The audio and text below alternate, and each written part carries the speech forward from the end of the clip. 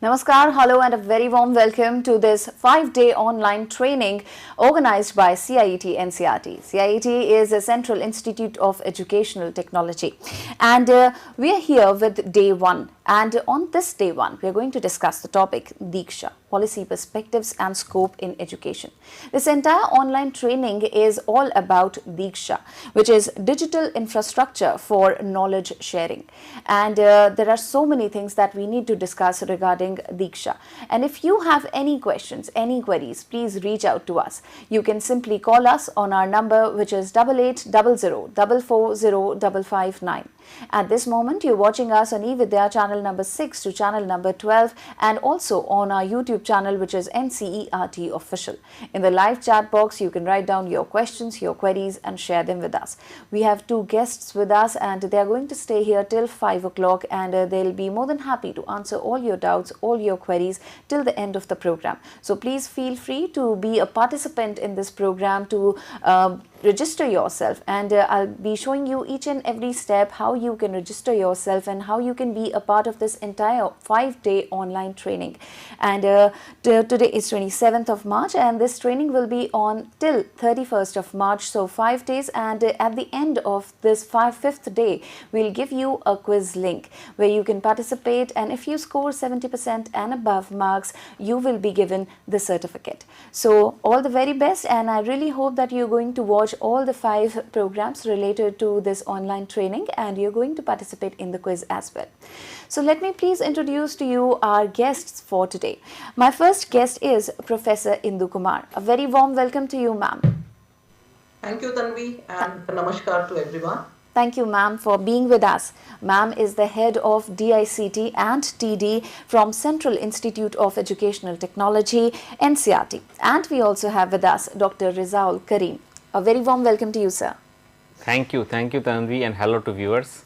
Sir is an assistant professor from CIET NCERT, and both of the experts, they'll be answering your questions, and I also have a lot of queries for them. So before we begin this program, I also have a very important announcement to make, and that is regarding the India's G20 presidency. Well, we are extremely proud of the fact that India assumed G20 presidency and would convene the G20 Leaders Summit for the first time in the country this year, that is 2023.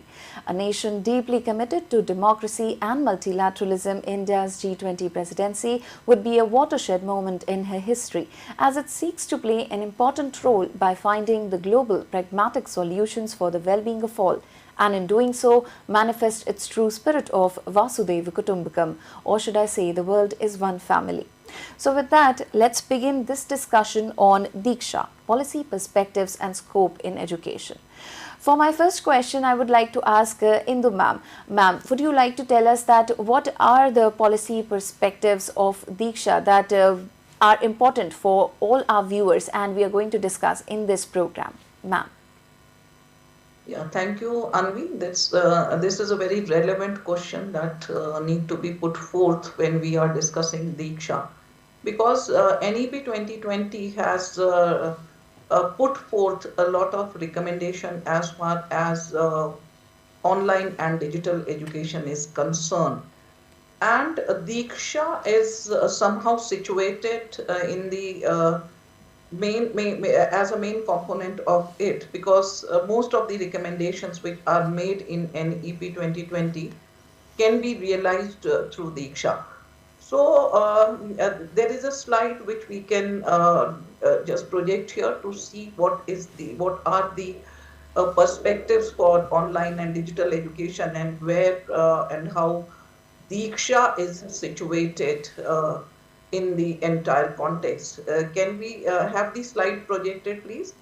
Yes. So as far as NEP 2020 is concerned, these are some of the major recommendations of NEP 2020. So without any digital infrastructure, the actualization of digital education is not possible. And Diksha in that context is being envisaged as one nation, one digital platform, and it is a digital infrastructure for knowledge sharing. So we have this infrastructure built for knowledge sharing through online mode. And apart from this, we also need to have digital infrastructure, some bare minimum infrastructure in different forms across different schools and teacher education institutions also. That also is meant by this particular aspect of NEP 2020.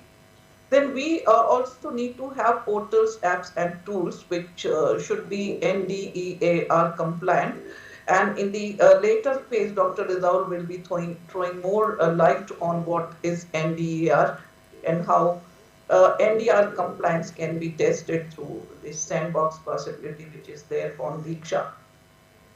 Then it is also one of the recommendation of NEP 2020 that we need to have quality digital resources for school and teacher education, because we cannot actualize the goal of digital education without having multiple quality resources in multiple languages, because India is a multilingual society, and having resources in one or two languages, say for Hindi and English, will not suffice to make the digital education possible for entire country.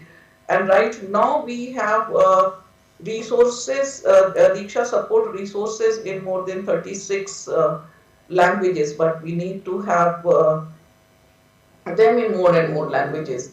Then it also talks about harnessing the telecast and broadcast technology to actualize the goal of digital education. And there the coherent access has been talked about, so that broadcast and telecast technology can also be linked with Diksha to have all the resources through these two modes. Then e-governance is another aspect which NEP talks about. One of the major challenge is online assessment and examination when it comes to online and digital education. And this had been realized during the pandemic also, because teachers found one or the other way to reach out to their students digitally or in blended mode, or through telecast and broadcast technology. But when it came to assessment and examination, it had been a big challenge to us. So policy also recommends having in order a very resilient assessment and examination system, which has to be imparted through online mode, because any such situation can occur anytime, and we have to have a resilient online assessment and examination system. Then it also talks about building digital competencies of students. Though our students are more competent in handling technology than adults, but there are certain dimensions of it, there are hindsight of everything which is good. For online and digital education, cyber safety and security is one of the major concerns which our students need to be oriented to. And it comes under building the competencies of the student, how to judiciously use technology for their betterment and for achieving the goals of education. Then content technology pedagogy integration is one other aspect that policy recommend. We should not just be fascinated by technology, but technology is situated in the middle of the content which need to be imparted, and also appropriate digital technologies needs to be identified. Then capacity building of teachers and teacher educators is one other dimension, and Diksha has potential for that also. And there are a lot of courses which are disseminated through Diksha by different states and UTs, and also by NCRT. The entire Nishtha initiative was put in online mode during the pandemic, and we were able to release a lot of courses and also issue certificates through Diksha. So, and it is a major area of concern, and it also leads to scaling up the continuous professional development demand of the teachers. So by technology, we can scale up any initiative that we do, because we have huge number of teachers which are there in the education system, and training them in face-to-face mode is very challenging. Then laying down standards for each and every initiative which we do is another dimension of NEP 2020, and there are a lot of initiative for laying down standards for quality digital education has been done by taken up by CIT and CRT. And then intensive research in education is another need that we need to cater to. And for that matter, whatever is there on Diksha, we can take small researches on just evaluating the potential of Diksha and how it is impacting our education system in a positive manner can be done.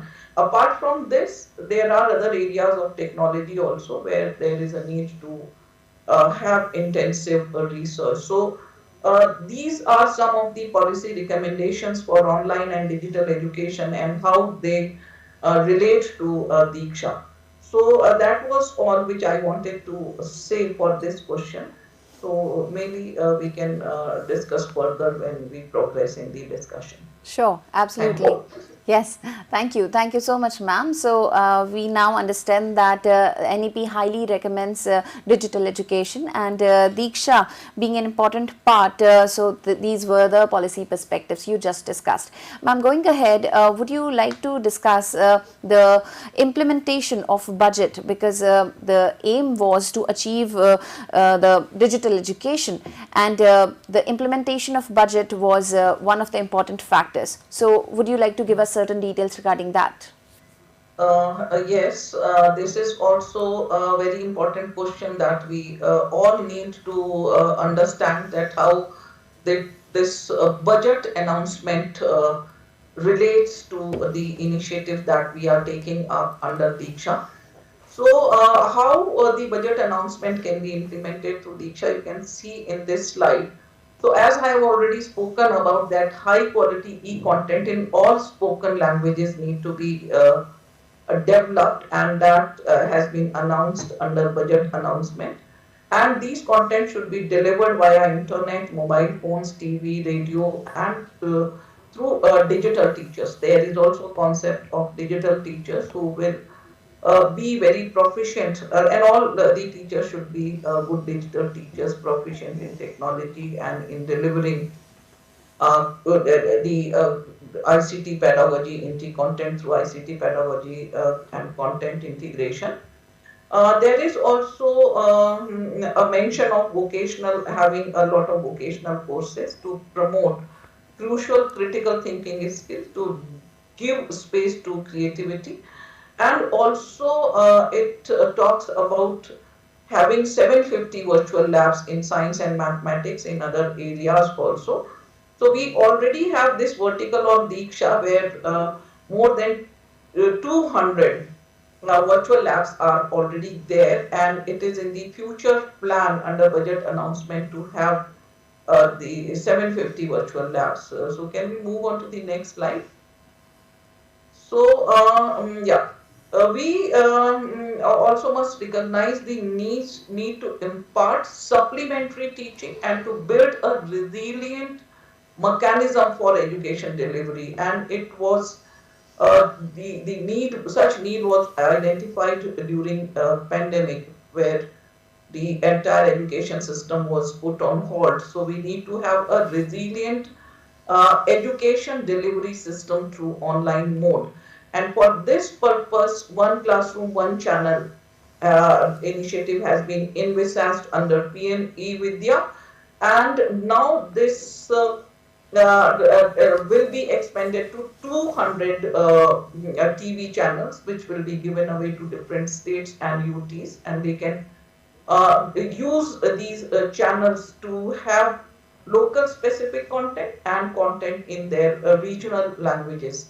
So this will also enable all states and UTs to provide supplementary education. Whatever is happening in the school is one thing, but supplementary mode of educational delivery can also be made ensured through these 12 DTH channel run by NCRT and 200 which needs to be given away to different states and UTs. So can we move on to next slide please to cover it all. And also it talks about having a competitive mechanism to develop quality e-content involving teachers, and one such e-content competition, the culmination of e-content competition is uh, going on. It has started today, where the results of e-content competitions are being announced and children are being incentivized or being awarded for the content that they have developed. So it is to empower teachers themselves to develop quality content. So that is also there under budget announcement to have such competitive mechanism. So that is all from my side Okay. about the implementation of budget announcement for Thank you. Thank you. Thank you so much, ma'am, for the information. And we all know that there are so many digital initiatives of CIET and CRT. Would you like to discuss some major digital initiatives? Yeah. So all the major digital initiatives are under the umbrella of PME Vidya. So PME Vidya is the major initiative under which Diksha is also there, E-Parshala, Nishtha, Swayam and ICT curriculum. So these are some of the major digital initiatives which have been taken up under the umbrella of PME Vidya initiative. Moving on to the next slide, we can see how the PME Vidya harnesses it tries to harness the potential of television, radio, Diksha, e-content for differently abled children and online courses. And in the budget announcement also, there is a mention of having quality digital content for the Divyang students, for the children with special needs. Okay. Yes, that was Yes. all. Ma'am, as per the NEP 2020 implementation, what are the priority areas of Diksha? Yeah, so there are, as per NEP 2020, 5 areas have been identified as utmost most importance. Some of them I have already mentioned. Like having a separate vertical for the implementation of foundational literacy and numeracy through Nipun Bharat and in a mission mode. Then having education for all vertical for adult education and lifelong learning. Then a separate vertical for vocational education. Virtual labs I have already spoken about, and having a special or separate space for having content for children with special needs. So these are the 5 areas where we need to have the special attention.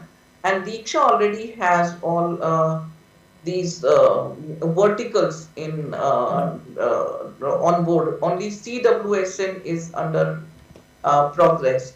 So apart from this, recently Jadui Pitara has also been launched, and we have digital Jadui Pitara already there on Diksha. So these are some of the special areas and the ongoing programs to provide resilience during COVID-19 can also be seen in this slide.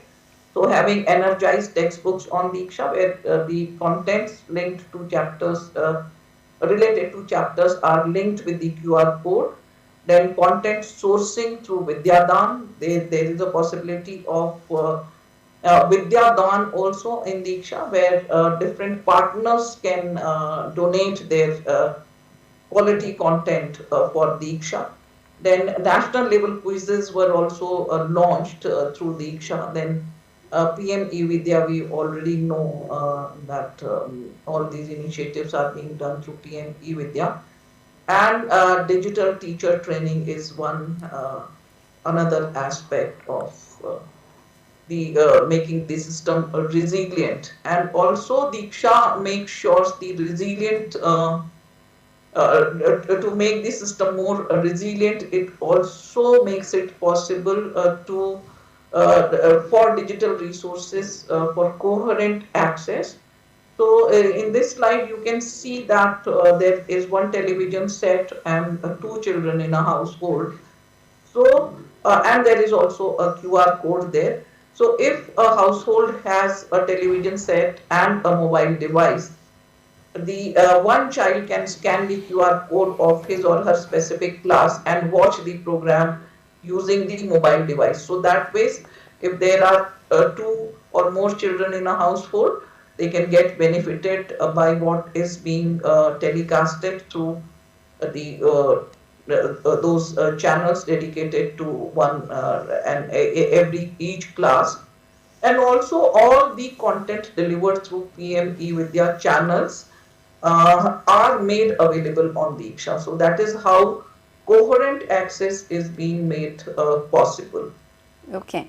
So, coherent access is also possible through Diksha. And ma'am, if we talk about the Diksha portal particularly, would you like to tell us that what are the different types of digital resources that are available on the Diksha portal?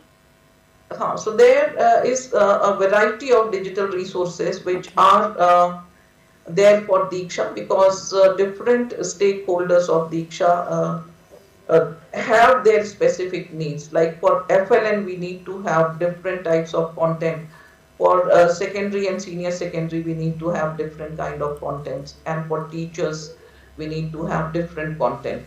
So we have quizzes, images, audio, video clips, interactive gamified content, worksheets, parents' handbooks, content for children with special needs, content for teachers and students courses, then lesson plans, activities, assessment sheets and activity sheets, virtual labs and simulations, and immersive AR, VR, 3D content. We are also looking at the possibility of having such contents also on Diksha.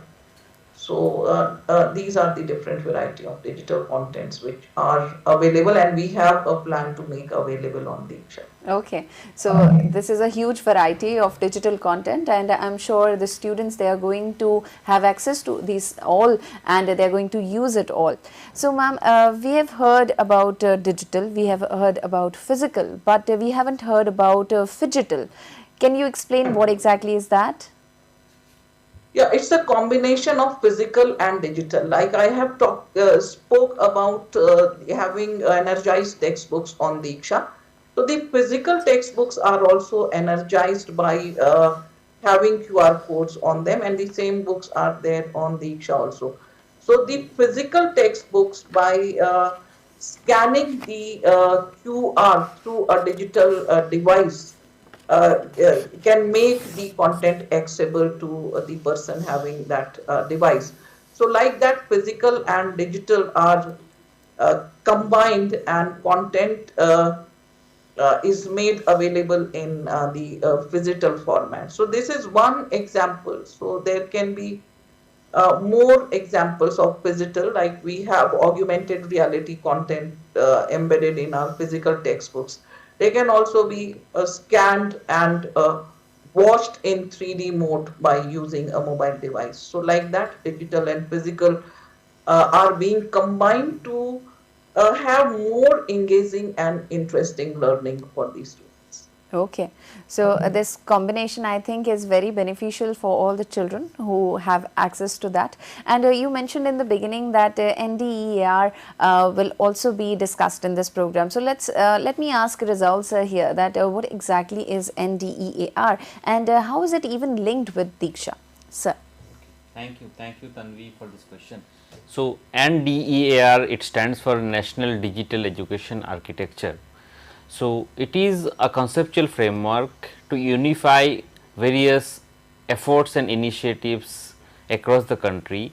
So at present what is happening is that it was realized that various governments, be it central government or state governments, are taking various initiatives at their respective levels. and within a state or at central level also different ministries are taking different initiatives, right. All of them somewhere having the intention of upliftment of educational outcomes at the end of the day, but these initiatives and efforts are working in silos. So, they are in the sense not able to communicate to each other, the policymakers are not able to link them together and find out how the things are working or not. And moreover, to facilitate educational innovation, so it was conceptualized that if Diksha infrastructure can be leveraged and by other players, by what we call as them as ecosystem players, and can they come up with more innovative solutions, right. So, as you know, Diksha is having certain or most of the as you can see on the screen, some of the defining characteristics that we define as any application or any digital application. If it is having some or all of these qualities, then it qualifies as to be called as NDR compliant. So, to start with, we will see that Diksha itself is a NDR compliant system, okay, because the standards in Diksha are defined as open standards, right, and the technologies itself are federated. The identities in Diksha are federated in the sense. So when state data are coming to national level, so at national level, at the central level, one can't see the state's individual students or individual teachers data or the identities, right. So, those are federated, okay. Reference data are there, and Diksha infrastructure is available for all other ecosystems players, as I said, and I'll mention about going ahead about sandbox as well, okay. So, I'll like to show you here, take you to the NDR portal, so that that gives you more clarity. So, when you see NDR portal here, so it is ndar.gov.in. So, if you see the portal of NDR, it says that NDR is the framework under which it is an ecosystem, and it has solution capabilities, as I said, energized textbooks, digital courses, question banks, digital credentials, collaborations, phygital, what madam just explained, distributed observability, right. And then we have there some community speaks, and so as you can see, some of the central initiatives like Diksha infrastructure itself, Vidya Samiksha Kendra that I will discuss going ahead, micro improvement initiatives. So, these are the initiatives that we call as NDR compliant, and we are continuously, NCERT is continuously orienting other ecosystem players including states and union territory governments to ensure that all the digital portals initiatives that they are coming up, particularly in the field of education, are NDR compliant. So, once they are NDR compliant, and what is NDR compliance, as I showed on the screen, there are certain characteristics of each portal, so that they are on a common front, they can able to talk to each other, they can communicate to each other, is what is the goal of national digital education architecture, and this initiative was launched by Government of India. So, and we have clearly defined policy guidelines for other ecosystem players, how they can come and adhere to the NDR policy guidelines to be called themselves as NDR compliant. Okay. Thank you. Okay, thank you sir for defining what exactly is NDEAR, and we've also heard about another term which is VSK, and that stands for Vidya Samiksha Kendra. Would you like to tell us what exactly is this Kendra all about? Sure. Thank you. It's very important that we discuss, whenever we are discussing Diksha, we should discuss Vidya Samiksha Kendra itself. So, what is VSK? Probably the name itself tells a lot. So, it is to analyze again the initiatives that have been taken in the field of education, right. So, as I was saying, before the concept of NDR was conceptualized, the policies and schemes of Government of India was working in silos, okay.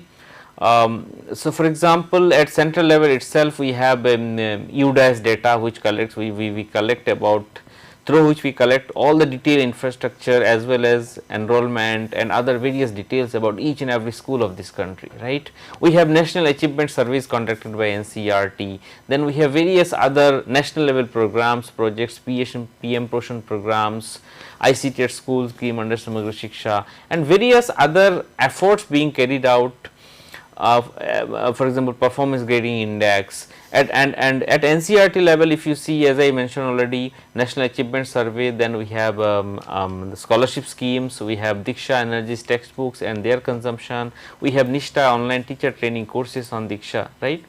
Now, all these portals and schemes and activities are generating humongous amount of data, and as we know that if you have to derive some insights, some understanding about success or impact of any program, be it at any level, one has to go through the data that has been generated during the execution or post implementation of an initiative or mission or program, right.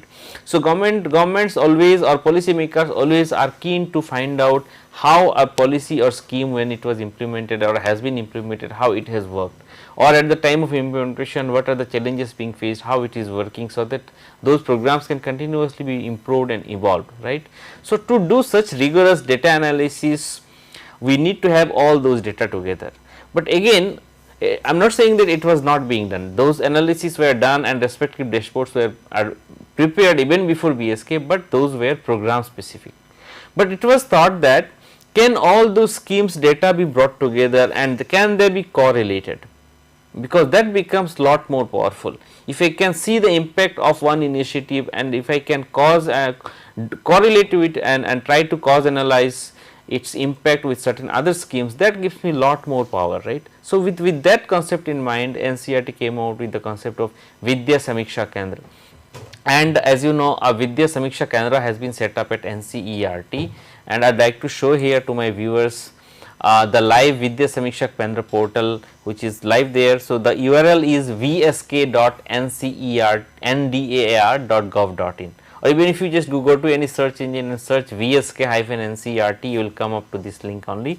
So, this is the live national level dashboard of Vidya Samiksha Kendra. As you can see, the top prominent 10 initiatives of Government of India at national level has been brought here, analyzed, and if you go to any of these schemes, if you can go to an access program specific dashboard also. So, as you know, for example, in case of Nishta, NCERT has done 3 were different Nishta for elementary school teachers, Nishta for secondary school teachers, and Nishta for FLN, right. So, I can go here and click on any version of the Nishta, and I can see across the country on this map, and I can go to state specific as well, right, and I can download the reports as well. And on this Nishta, one can do further analysis also, courses and medium wise status, which individual state launched how many courses of Nishta, because when NCERT launched the Nishta course for the elementary school teachers, all the state CUTs vis-a-vis translated it into their regional languages, and those were again delivered through Diksha portal, right. So, all these analysis data, percentage of completion against the potential enrollment, district wise status, one can even see district wise status also, and course wise status also, right. So, this is just a simple sample I wanted to show here. Similarly, for Diksha, its energies textbook, its consumption and various other aspects can be seen from this dashboard, which is available for public view across the country through this URL, right. And I would like to further add for the information of my viewers that once development of this national Vidya Samiksha Kendra was done, so what NCERT has done is that NCERT has prepared a starter pack. So, out of these 10 programs, 6 programs are there which have been implemented in almost all the state CUTs. So, a combination of these 6 programs have been brought together, and a starter pack has been prepared by NCERT, and this starter pack is now being offered to each state and UTs to set up their own Vidya Samiksha Kendra at their state UT headquarter level, and then they can of course install and set up this Vidya Samiksha Kendra platform, and then they can go ahead and further, and then they can also integrate their state specific dashboards, state specific portals as well. So, for example, states like Gujarat, states like Uttar Pradesh already taken steps ahead compared to some other states, for example, and state like Gujarat, for example, today is able to analyze real-time performance of learning outcomes of each and every student, school going children of their state, right. So this is the power of data and its analysis. Similarly, many other almost 15 states are in the final leg of establishing Vidya, Samiksha, Kendra in their respective states and UTs today. So I'll encourage viewers to go to vsk.ndear.gov.in and find out the power of this NDR compliant national VSK. Thank you. Thank you. Thank you so much, sir. And I'll repeat the website once again. It's vsk.ndear.gov.in. That's right, sir? Right. Okay. So, like sir showed, the dashboard is available for all the public, so you can have access to that. And sir, thank you so much for letting us know what exactly is NDEAR and the definition of Vidya Samiksha Kendra, although it's very much obvious with the title itself, right. Vidya Samiksha Kendra, but what exactly is it and how is it beneficial to all the public? Thank you for making that clear. Thank you. So, our topic is Diksha, the policy perspectives and scope in education. We have understood what are the policy perspectives. Now, let's come to the scope in education, and I would like to ask Indu ma'am this question. Ma'am, would you like to tell us that what exactly is the scope of Diksha in the school and teacher education? Yeah, so here the slide is not required. Can we just remove the slides? I will explain the scope. Sure. Without these slides. Yeah. So when it comes to quality digital education, so the need to improve the educational processes as well as educational outcomes. The potential of Diksha is to improve educational processes and also the educational outcomes. Like Diksha is instrumental in delivering quality content for foundational literacy and numeracy through a Nipun Bharat mission. And apart from that, it has a scope of resilient system of having the continuous professional development of teachers. We need to develop our teachers also when it comes to the scope of Diksha. So Diksha has this scope to scale up teacher training also through implementing various continuous professional development programs of teachers. So NEP and Samagra Shiksha also just talks about focusing on 2 T's, that is teachers and technology. And in the given context, Diksha has the potential to focus on these 2 T's, that is teacher and technology, and improving the quality of teachers as well quality of education through technology. So that is the another scope. Apart from this, to implement education for all, vocational education. So in the course of our discussion, we have already spoken about the kind of scope that Diksha has for the improvement of educational processes as well as educational outcomes. So processes and outcomes need to be focused, and we can have improved processes and outcomes by utilizing the potential of Diksha. And also for the delivery of quality content. So Diksha is functioning as a kind of repository also for having quality content in multiple languages, and also having professional development courses to scale up the professional development of the huge number of teachers that we have in our country. And we have around 26 crore children. So equitable quality of content, delivery of equitable quality of content is also one of the need of the hour. And if we have this in the shape of one nation, one platform, we can ensure delivery of quality content to all to meet the need of equity as well. So these are some of the scopes of Diksha for the improvement of the for the enhancement of the education.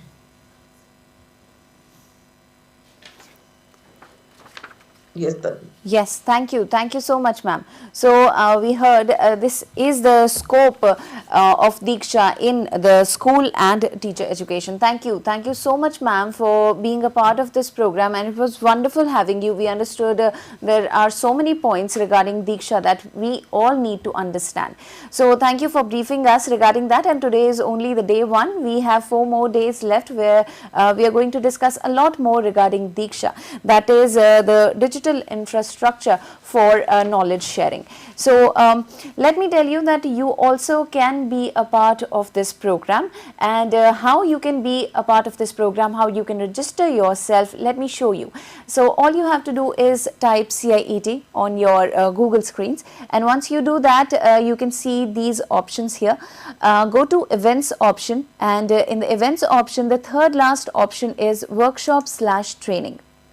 If you click here, scroll it further, and you can see the first current activity is Diksha, Digital Infrastructure for Knowledge Sharing. Please click on that. Once you click on it, this page will be open, and this is everything regarding this 5-day online training. All the information is shared here. The 5-day schedule has been mentioned. Like you can see, the tomorrow's topic would be energized textbook and digital resources. So, we will come back here sharp at 4 o'clock and we will discuss this particular topic. And this is the schedule. You can see each and everything has been mentioned. This is the QR code. So, all you have to do is scan this QR code and be a participant, or you can click on this link and register yourself so that you can be a part of this 5-day online training. So, once you scroll it further down, you can see that the quiz link will be given here, will be uploaded here on 31st of March. That would be the last day of this training, and it will be uploaded at 6 o'clock and it will stay there till 21st of April 6 p.m. So, you will have enough time to be a part of this program and you can attempt this quiz, and how many number of turns you will have for attempting this quiz, that also we will be sharing with you. If you have any feedback regarding this program, regarding this training, then you can simply click here and submit your feedback. So, we will definitely expect your feedback, and if you have any queries, any questions, so this is our email ID, training.helpdesk@ciet.nic.in. Let me repeat once again, it's training.helpdesk@ciet.nic.in. And this is everything regarding this online training. Please go through it once again at your own end once you get the time. And if in case you have not seen this particular program, our today's day 1 discussion on Diksha, policy perspectives and scope in education, please watch it on NCERT Official. That is our YouTube channel. So, let me please thank Dr. Rizaul Karim for being with us. Thank you so much for sharing each and every detail with us. Thank you. Thank you. And thank you so much, Indu ma'am, for being a part of our program, and thank you for giving us your time. Thank you. Thank you so much. So, thank you to all the viewers for being a part of this program. I really hope that you enjoyed this program, and we can see that so many people have been a part of this program. You're watching us through our YouTube channel as well as on eVidya channel. So, keep on watching us, and next session would be tomorrow at 4 o'clock sharp on this same platform, which is NCERT Official. So, we'll meet you over there, and you can raise your questions from that portal itself. So, thank you so much once again, and before we leave, let me tell you that our next program is also a special program, which is Sahyog, Guidance for Mental Well-being of the Children, and the topic of discussion would be importance of physical fitness for stress management during examination. This is a very important topic for all the students and even parents and teachers. So, please watch it and raise your questions. And before leaving, let me just announce that once again that we are extremely proud of the fact that India assumed G20 presidency and would convene the G20 Leaders Summit for the first time in the country this year, that is 2023. A nation deeply committed to democracy and multilateralism, India's G20 presidency would be a watershed moment in her history as it seeks to play an important role by finding global pragmatic solutions for the well-being of all, and in doing so manifest its true spirit of Vasudhaiva Kutumbakam, or should I say the world is one family. So with this information, I'm Tanvi Khurana and I'll take a leave of you. Please take care and keep on watching eVidya channels. Thank you. Namaskar.